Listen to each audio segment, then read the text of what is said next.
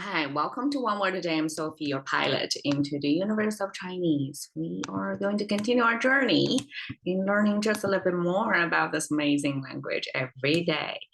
It's about Chinese that we're talking about here. I'm here sharing you with one Chinese expression that popped into my mind that has one of the characters from yesterday. So we're having this continuation in terms of characters. And so that you have a chance to see different characters, how they behave, carry different meanings slightly. In different settings. Okay, last time we talked about 疲于奔命, a Chinese way to expressing rat race. It's keep running and to the extent of you feel exhausted. And it doesn't sound very much rewarding, right? It's just something survival, something about you have to do it without the enjoyment part. And the one before it is 乐此不疲. It's like even if you have this tiredness, this risk taking, this irrational behavior from other people's point of view, but you yourself are enjoying it. So that justifies all the cost and risk and tiredness involved in the process. So that's 乐此不疲 versus this rat race. It forms these two phrases, forms back to back a contrast of how to live your life, right? Okay, so this is another expression that carry 奔,末路狂奔. Okay, we just talk 奔 again. So this is our run, and there are in ancient Chinese there are different action words that related to from walking to I don't know trotting or meandering or I mean English have a slew of action words that depicting human walking, right? Chinese use their make their choice of verb of different forms of walking in the setting. Like if you walk indoor, and indoor there are different indoors settings as well, like how private versus public, I guess. So in that sense, like private rooms, there's way of walking, there's a verb tied to that. And in outdoor or in the main street, you have a different verb for walking. So I guess Chinese do have this from the verb, difference in the verbs used to almost like give direction of human walking behavior, because this is human posture or main human behavior, right? So I'm not going to say it is like a disciplinary but or moral. There is nothing attached to that, but there are this embedded in language of expectations of how you walk. Like this is I'm not sure it's a good or bad, but Chinese do have different ways of walking, depends on the setting of the environment. Okay, so here the run, this way of walking, which is fast run and run with momentum and speed, is outdoor. This is probably the craziest walking way. Is outdoor, shown in this three repeated characters of like this thing, right? This is a plant. And you can see if three of them, that means many. That means just visualize it as bushes or grows on the ground. That's kind of wild, right? And it's three of them. That means a lot of them that you stride. This is human figure of both, I mean, four limbs outstretched, right? It's a figure in motion, in fast walking. I guess in a sense, it try to express that you are striding over in big steps, right? Across these plants. Because well, it's really hard to see like how people walk like that, but I would imagine it's almost like a cross-country runners, and that's the motion of run here. Okay, 末, it has this tree image. You can see the similarities of this upward holding cup right? With the staff in the middle. It's kind of similar to this, right? Except this, I regard it as canopy of the tree, has a bottom portion that with this arch thing draping down. And I mean, there are two ways to view this. One is this is a drapey image. So something have to grow long leaves to be able to drape, right? If a short ones, it doesn't really drape. Another view, which I subscribe to more, is this arch is a signifier of space. So there are space in here between the canopy and the ground. So that means this is a tree trunk that's standing tall away from the ground. That's the language creator's way to say this is a tree. It's a tall standing plant, not a low ground level bushes, right? So this is the tree symbol. And now this horizontal line cutting through the tree. So if it's cutting through the tree, it's a Chinese have a way of indicator. So that's a way of abstraction, because we can only visualize so much. And sometimes when the language speaker creator try to indicate something, they use this horizontal lines cutting through something to draw your attention, to mean, okay, this cut through portion, like right here, is what we're talking about. So here, imagine a tree fully grown. And when the language creator cut a line over there, like on the tip of the tree, top of the tree. And that's what they mean. It's the tip, the canopy, the very top portion of the tree. And that top or tip is the concept that we inherited today. So the tip of things, that means almost like the very end. So the tree from the ground, from the roots, grow all the way up and then reach the highest point. And that point is where we're talking about, the very end of its growth, the very end of its extension, right? So that's the concept of end. So end, and then we have road. Okay, we have the left side. Wait, did we talk about last episode about this? No, it's the episode before that. We talked about this foot image. So this is the foot with 3 toes and the arch of that foot, main body. And then this circular thing is actually a kneecap. Analytically, it doesn't work, right? How can your kneecap sitting on top of your toe? But language sometimes piece things together that doesn't really make anatomy sense. But here the kneecap is involved, means there's walking, there's motion involved, because kneecap is being in use. We talked about last time, without the kneecap, just the foot itself, it means standing still. You plant your feet on the location you are, right? So basically not moving, not going anywhere, because there is no mechanism to complete the motion. Just the foot itself, it's a standing structure. But if you place a kneecap over there, that means you have a rotation place, right? You have a kneecap is serving as the rotation. So then your foot can start to do this and start to move. So that's my interpretation of the importance of kneecap here. That means now you have the mechanism completed. I mean, without depicting the size and all that, right? Just kneecap enough to show you now you have a rotator, things are moving. So this is not a standing still. This is starting to walk. There's no speed indicator here, not like here, you're striding over, like over the cross-country running kind of speed. There's no speed indicator here. It's just things are in motion, right? And then the right side, people say it's a sound maker, but it sounds like a good, but yes, given language can sound differently in the evolution, but here I want to read it still as a meaning maker. We have here this structure.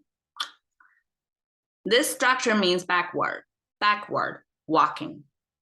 Because when we walk forward, Yeah, walking forward don't really need a specific word to describe. It is walking backward. That's unnatural walking, right? People are not built to walk backward. So, but we can do it if we have to, right? So this is the way to depict the motion of walking backward with one leg sticking out further out.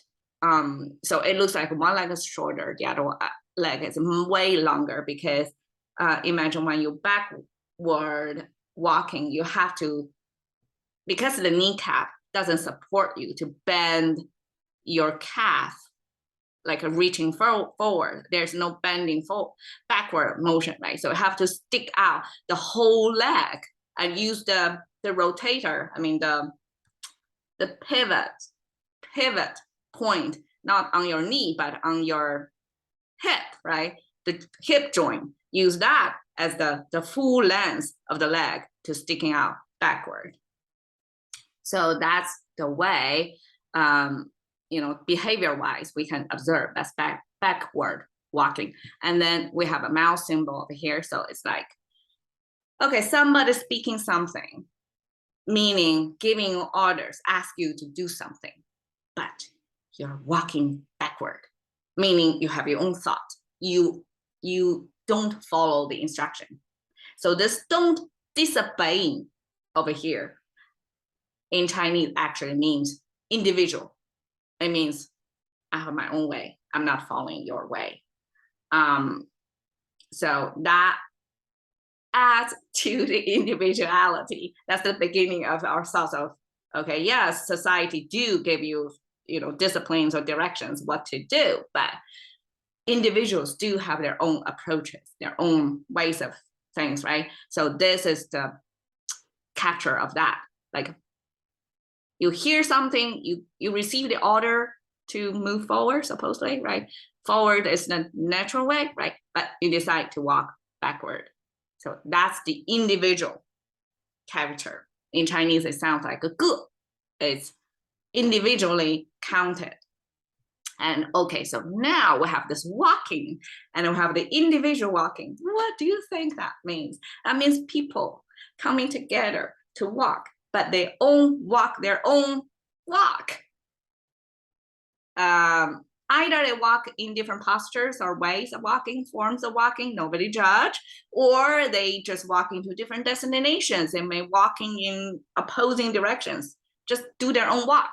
So that individual walk becomes our pretty, I would say a nice way to compact the concept of road, because road is where everybody do their individual walks. Nobody judge, like you take your own way, but you share this road with other people. They have their own walk as well.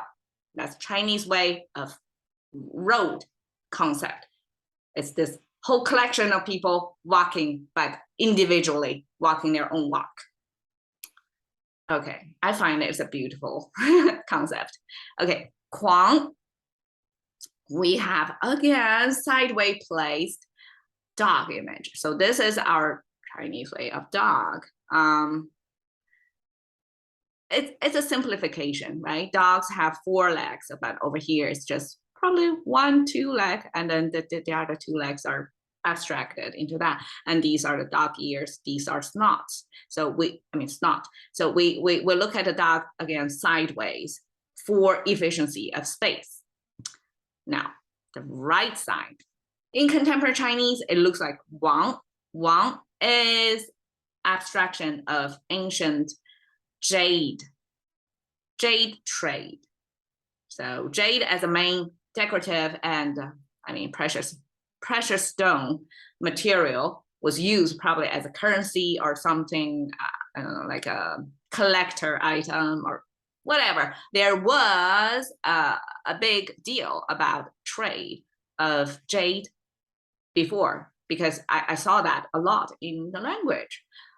Now, I thought it has something with crazy jade trading, because the whole word now means wild. And now when I look at the original Chinese, which is not the abstraction of that, because the abstraction of that remove the top, the plant, the trident looking, pointy, upper pointy thing, it doesn't, it means jade, but here it means plant, right? We have this like plant, the top portion, just like that, it's plant. It's something growing, right? But if you know the character of 生, which means life, it has 2 layers of horizontal lines instead of 3. So we talked before about like one layer is the soil, the ground level. And then the second layer of horizontal line is pointing to the root of the plant. Like, okay, to make sure you see the plant is growing below, like has its root below the soil, the ground level inside. And then the pointer, the horizontal line pointer is pointing at the root of the plant. So that's 2 layers. Now it becomes 3 layers. So, okay, so you have the ground level here, and you have the root growing here, and you have one further, like going down again to the 3rd layer and pointer over there. So this actually is abnormalcy of plant growing. It means it has this extra deep root. And you can imagine if it's actually like double deep root growing down, the plant above it is going to grow wilder.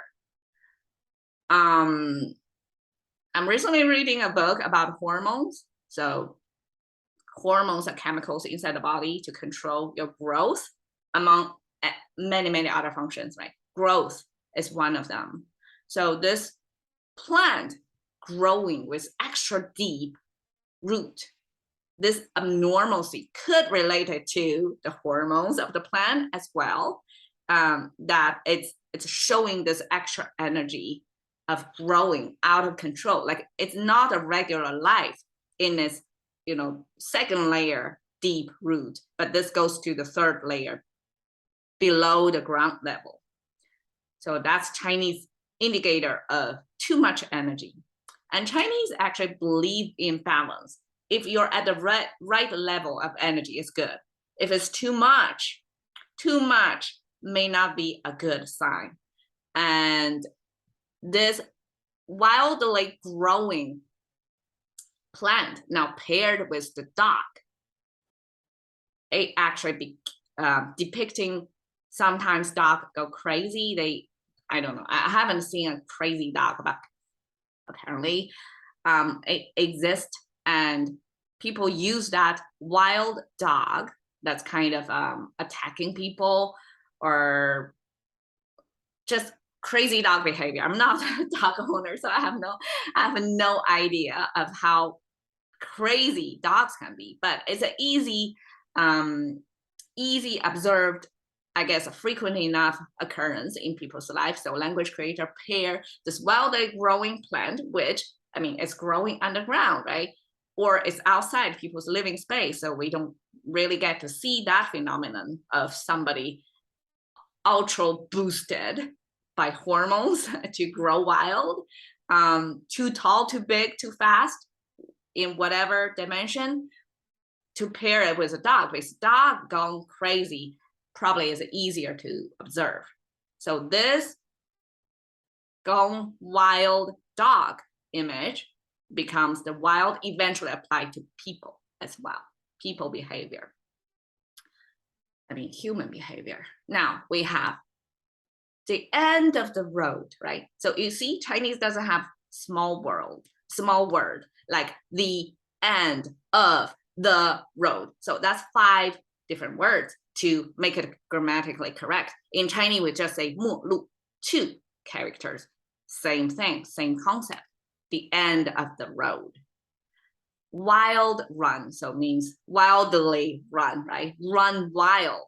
What does that mean? The whole thing. It means somebody's being chased down and it's the end of the road, the path. It seems like, a dead end.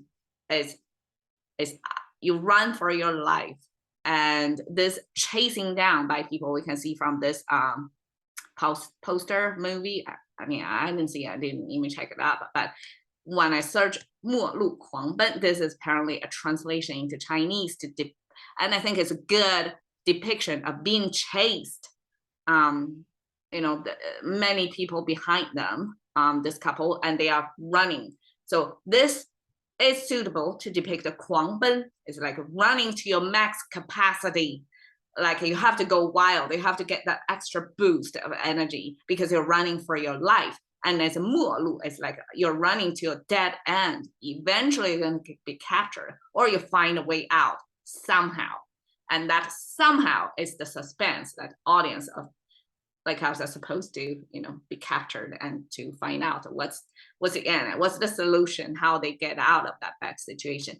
But 末路狂奔, this phrase probably was not traditional Chinese as if it was, used in any case, but this was used as a movie translation, and it's a possible pairing, but it's not like a classical Chinese, because I don't know, probably back then people don't really run wild at the end of at a dead end road.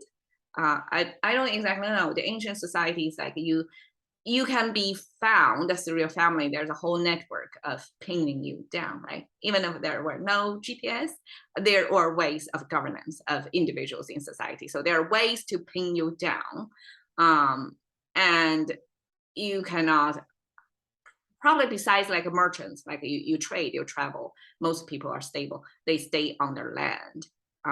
So chance of somebody who did something wrong and to escape the authority is very low. So probably that's why. I don't know, my speculation, that 末路狂奔 depicted perfectly by this poster.